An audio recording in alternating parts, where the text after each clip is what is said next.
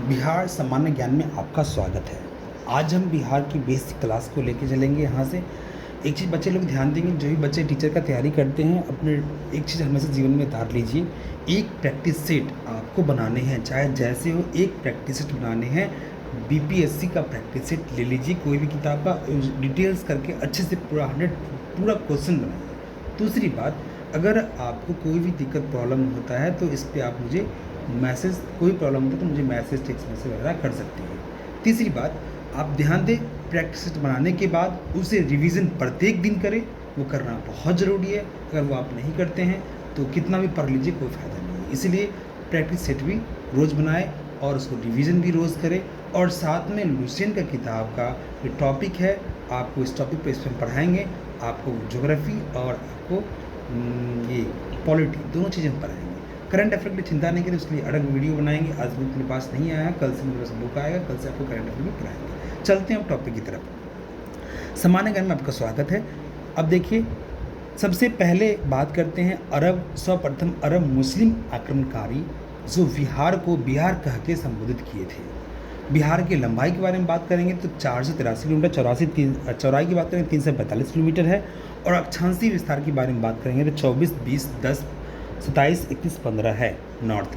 देशांतर की बात करते हैं, विस्तार की बात करते हैं तो 83, 19, 50, 88, 17, 40 है। भारत में स्थित बिहार का जो जगह है वो उत्तर पूर्व भारत में स्थित है। इसका आकृति कैसा, तो इसका आकृति आयताकार है। कभी कभी आप डिमोटिवेट हो जाते होंगे कि लगता हो कि हम अकेले पड़ गए, कैसे तैयारी करें कोई चीज़ का। घबराइए नहीं, आपके साथ वो इंसान हमेशा साथ में रहेगा जो साथ पहले भी था, आज भी और कल भी रहेगा। इसीलिए पढ़ाई को मजबूत से पढ़िए और पढ़ाई पे ध्यान दीजिए। बहुत समय नज़दीक आ रहा है आपके एग्ज़ाम का और उस व्यक्ति से मिलने का भी। तो आगे हम पढ़ते हैं। देखिए, अब इसमें क्या है कि 12 दिसंबर 1911 ईस्वी को दिल्ली दरबार में जॉर्ज पंचम बिहार को पृथक राज्य बनाने की घोषणा किए थे। 12 दिसंबर 1911 को ध्यान रहे। 22 मार्च 1912 ईस्वी को बिहार, झारखंड एवं उड़ीसा सहित राज्य की अधिसूचना घोषणा की गई थी। 1 अप्रैल 1912 ईस्वी को बिहार, झारखंड एवं उड़ीसा सहित राज्य का गठन हुआ। 1 अप्रैल 1936 ईस्वी को 1936 को बिहार से पृथक उड़ीसा का अलग हुआ। उड़ीसा कब अलग हुआ? 1 अप्रैल 1936। आप ही से पूछ रहे हैं कि कब हुआ अलग, तो 1 अप्रैल 1936 को। अच्छा बताइए, बिहार का अंतिम विभाजन कब हुआ? तो 15 नवंबर 2000 ईस्वी को बिहार का अंतिम विभाजन हुआ।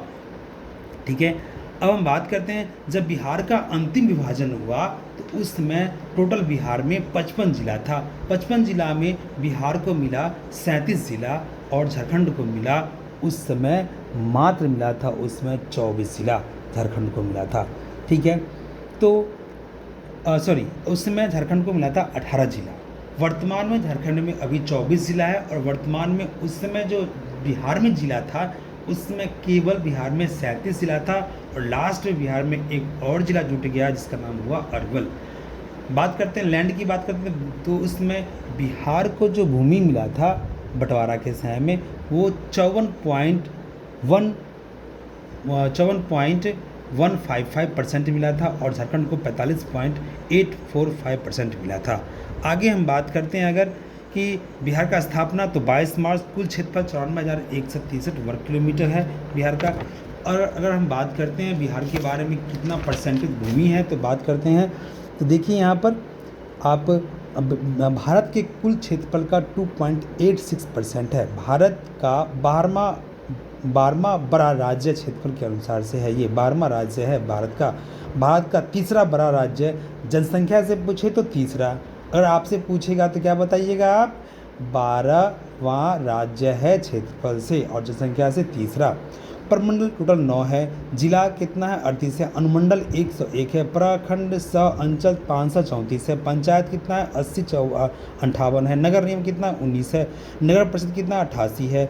नगर पंचायत कितना? 154 है। पुलिस जिला पूछेगा तो 40, 38 नहीं भूलिएगा, 40। 2 जिला कौन जुट गया?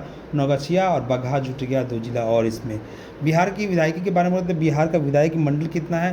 तो द्विसदनीय है। विधान मंडल कितना है? बिहार का विधान मंडल द्विसदनीय है। बिहार विधानसभा सीटों की संख्या 243 है। बिहार विधान परिषद सीटों की संख्या 72 है। लोकसभा सीटों की संख्या 40 है। राज्यसभा सीटों की संख्या 16 है। विधानसभा में कुल आरक्षित सीटों की संख्या 40 है। अनुसूचित जाति के लिए आरक्षित सीट 38 है। अनुसूचित जनजाति के लिए आरक्षित सीट 2 है। लोकसभा के अनुसार जाति हेतु आरक्षित सीट कितना है? 6 है। 6 कौन कौन है? गोपालगंज, हाजीपुर, समस्तीपुर, जमुई एवं सासाराम।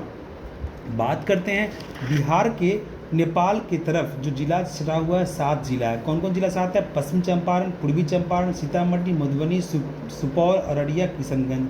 अगर बात करते हैं दक्षिण में क्या है? झारखंड जुड़ा हुआ है। झारखंड के कितना? 8 जिला है। रोहतास, औरंगाबाद, गया, नवादा, जमुई, बांका, भागलपुर, कटिहार। याद रखें नेपाल की तरफ 7 जिला और दक्षिण में कितना? 8 जिला। पूरब में कितना जिला है? 3 जिला है पूरब में, किशनगंज, पूर्णिया, कटिहार। मात्र 3 ही जिला है पूरब में, किशनगंज, पूर्णिया, कटिहार। पश्चिम में कितना है? पश्चिम में कौन है?